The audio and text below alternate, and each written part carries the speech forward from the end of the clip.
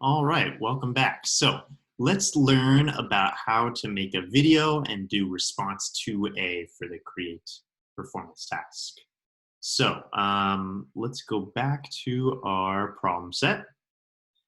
Um, so the very first thing I want you to do actually is go to Code Studio, and under the create performance task unit, you will go to lesson 1, and then if you click on 2 where it says reminder text setup, that is actually going to show you a lot of very useful things here, including how to make a video screen capture for the Create PT.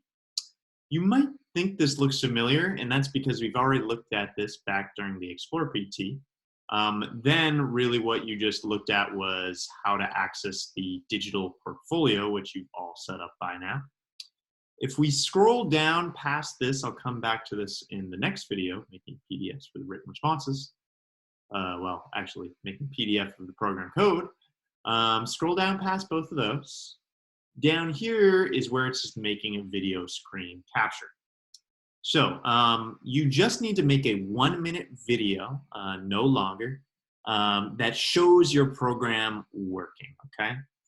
And so what you can do, it's ultimately up to you how you want to do it, but I might recommend the Screencast-O-Matic. It seems like code.org likes that. So if you click on that, that will bring up a new website.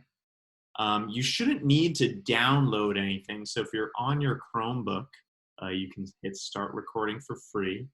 And then you'll notice you can just click this link and that will set you up about how to record, okay? So for example, let's say I wanted to record this. I would open up this program. And again, it's up to you how you want to do it exactly. And all you got to do is for about 1 minute, you might want to set a timer if that works for you, is screencast working through your program, okay? So you could show it from here. You can also click the share button and just show the app and not the code if you think that looks better. To me, I think it's fine either way. And then just make sure you show how everything in your code works. So if you've got a clicker game, make sure you show all the features, including increasing the score, decreasing the score, the game over screen, the restart. If you have a winning game screen, make sure you show that. If you have some extra features like this one, make sure you show that, right?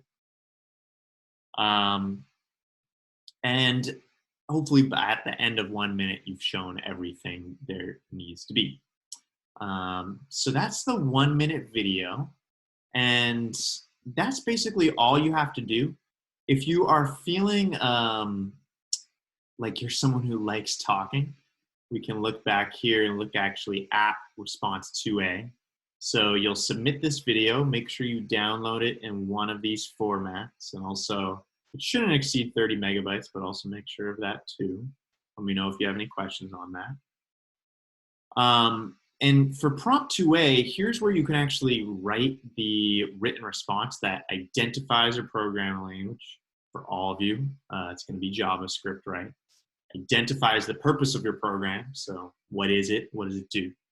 And explains what the video illustrates, okay? Only 150 words, not too bad. You could, in your video, audio narrate this kind of same thing. You don't have to. If you're someone who likes talking, like I said, you should go ahead and do that. Maybe you'll win over your AP score. If you're someone who doesn't like talking so much, maybe just stick to the writing here and just make sure you show everything working in your video. So once you have your video, you should be able to move on to written response 2A. Make sure you open up your written response template from last week's assignments and get working. That's about it for me for this video. The next video, I will talk to you about how to capture and annotate parts of your code, mainly for prompts 2C and 2D. That's it for me for now. Please email or text me if you have any questions. Bye.